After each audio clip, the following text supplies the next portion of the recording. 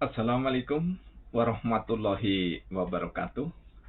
Alhamdulillahirrabbilalamin. Allahumma sholli ala Muhammad wa ala ali Sayyidina Muhammad. Pemirsa, bersua kembali kita dalam Indarwanto Hikmatologi.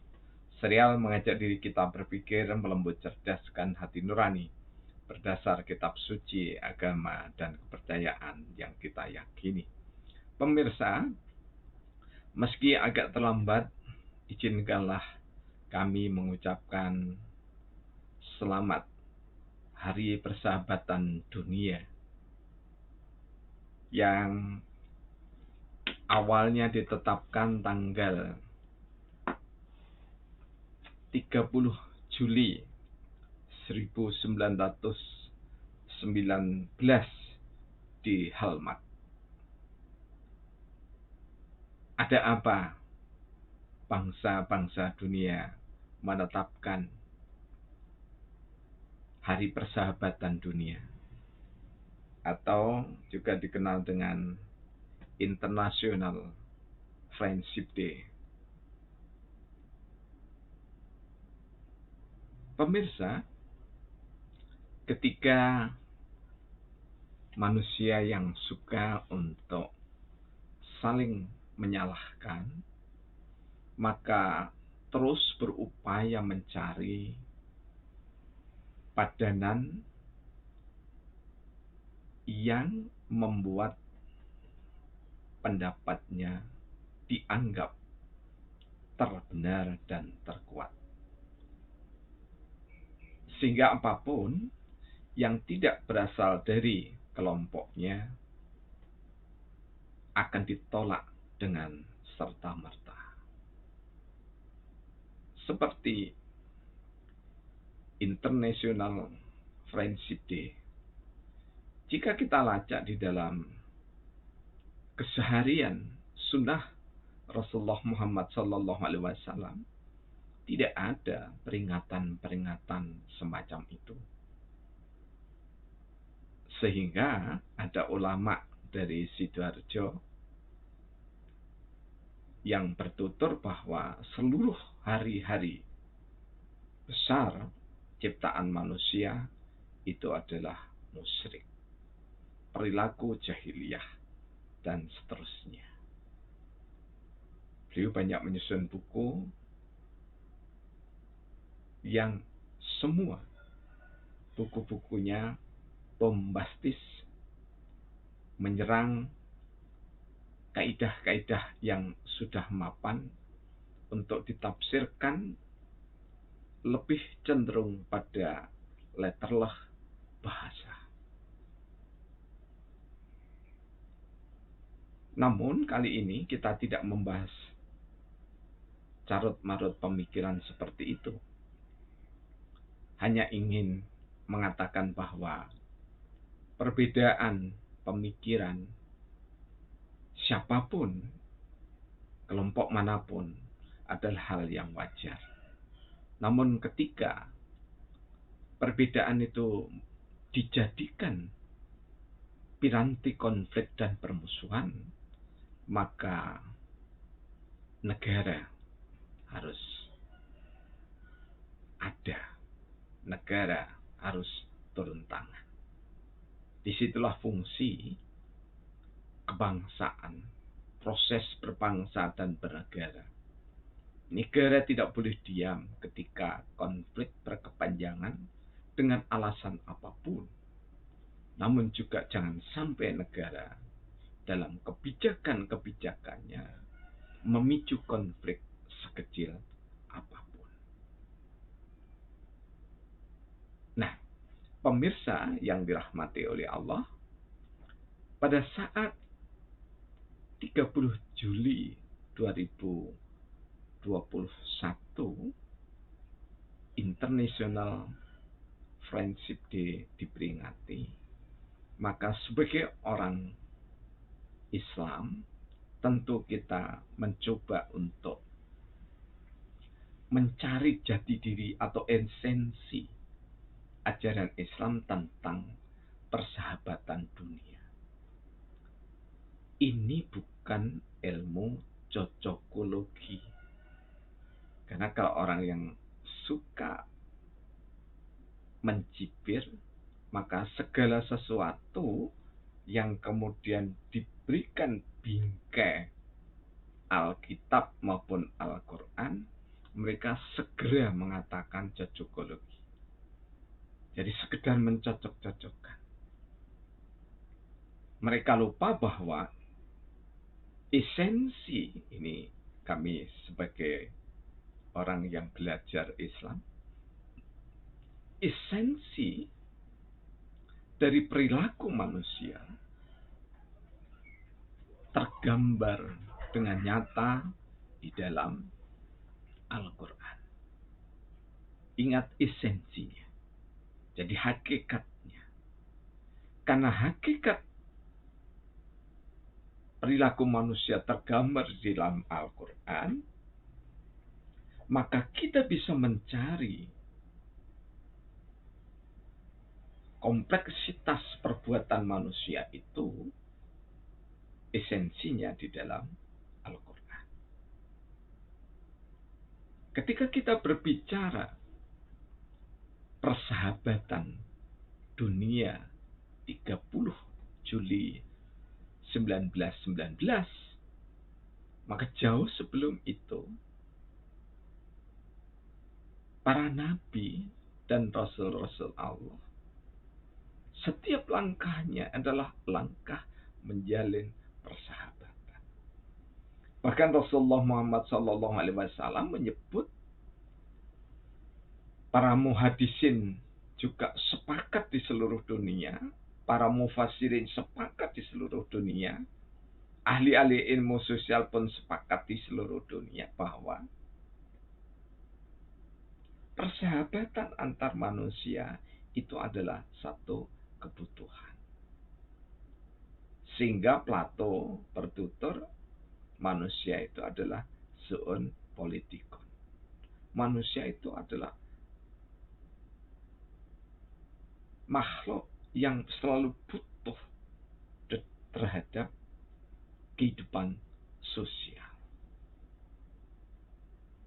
Kehidupan sosial di alam modern ini ditata laksana oleh negara atau oleh kerajaan.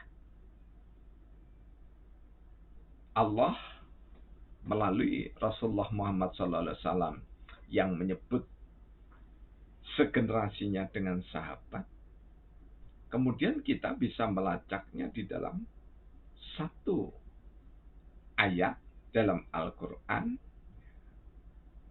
Allah berfirman, Ya ayyuhan nas, inna khalaqnakum min zakari wa unsa, wa ja'alakum su'uban wa qabaila lita'arafu.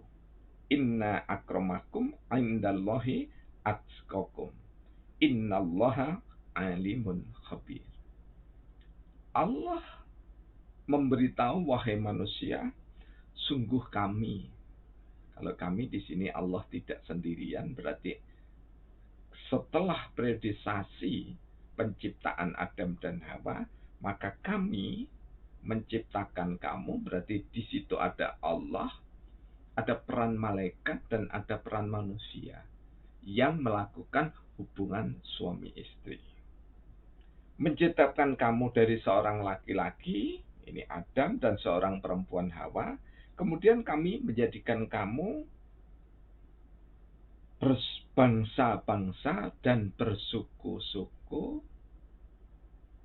Tugas utamanya adalah lita'arufu, untuk saling memberi kontribusi, saling mengenal, saling bersahabat.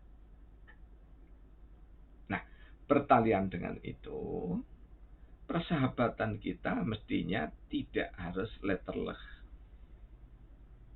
Jadi karena ada kalimat dari Allah, Innallahil Islam, ya, yang diridhoi itu Islam, tidak berarti hanya bersahabat dengan sebatas orang Islam. Ketika persahabatan dunia kita coba kaitkan dengan coronavirus, maka coronavirus itu bukan tiba-tiba, tetapi melalui penelitian yang sangat luar biasa dari seorang Dr. Jun Almeida yang lahir tahun 1930-an. Jadi beliau berarti menemukan coronavirus ini ketika usia 35 tahun. Karena di tahun 1965, Jun Almeida ini memberitahukan kepada khalayak tentang temuan coronavirus ini. Nah, sebagai seorang laboran, kalau dalam tradisi di perguruan tinggi, beliau meneliti terus, meneliti, ya karena beliau tugasnya adalah teknisi patologi. Jadi laboran yang bergerak dalam teknisi patologi. Kalau berbicara patologi, maka berbicara tentang penyakit yang bertalian dengan virus ataupun bakteri, mikroba, dan yang lainnya. Berkait dengan itu, ketika kita menjadikan diri kita sebagai sahabat seluruh manusia, seperti yang diukir abadi di dalam surah ke-49 ayat ke-12 itu, ke-13 mohon maaf ya, Al-Hujurat, maka menjadi niscaya kita tidak tersekat dengan bangsa, suku, budaya, dan agama. Karena apa? Hakikat kita hidup di dunia dalam persahabatan ini adalah untuk saling melengkapi. Sehingga sangat tidak layak ketika ulama berselisih pendapat kemudian saling caci maki. Pendeta berselisih pendapat kemudian saling caci maki dan seterusnya. Namun ketika kita berselisih pendapat, maka ada ruang yang namanya musyawarah, yang namanya dialog, bukan debat. Ruang dialog, ruang musyawarah persahabatan manusia itu akan menempatkan masing-masing diri itu berdiri sama tinggi, duduk sama rendah. Sehingga ada satu kesadaran diri bahwa di antara masing-masing orang itu memiliki talenta, memiliki kelebihan, sekaligus ada kekurangannya. Karena itu di dalam taklim ta'lim itu disebutkan bahwa, atau etika berguru, etika pembelajaran, disebutkan bahwa jangan sampai seseorang itu yang menjadi murid itu mencari-cari kesalahan gurunya. Apalagi menjatuhkan gurunya di depan orang banyak. Etika ini lebih tinggi lagi diangkat oleh Sayyidina Ali bin Abi Thalib bahwa setiap orang yang memberikan kalimat hikmah itu adalah guru. Padahal kita kalau bergaul, bersahabat, maka setiap orang sejelek apapun pasti pernah memberikan kata yang mengandung hikmah atau kata yang baik. Dalam satu riwayat disebutkan sebaik-baik iblis itu lebih baik dari manusia yang paling jahat. Kenapa? Karena manusia pekerjaannya adalah mencari kebaikan dan kebenaran, sementara iblis adalah pekerjaannya selalu ingin menjerumuskan manusia jatuh dalam lumpur keburukan. Mudah-mudahan di hari persahabatan internasional, persahabatan dunia, kita saling memberi kontribusi, terutama di era yang disebut dengan zaman coronavirus ini. Semua anak bangsa tanpa kecuali, agama, kepercayaan apapun, bahkan yang tidak percaya sama Allah tanpa Tuhan, mudah-mudahan diberikan kesehatan yang berkah, yang bermanfaat, tidak saja bagi diri, juga bagi keluarga, masyarakat, bangsa, dan negara. Terima kasih telah menyimak dialog hati monolog hikmatologi yang sederhana ini. Kurang lebihnya mohon maaf. Billahi taufiq wal hidayah. Wassalamualaikum warahmatullahi wabarakatuh.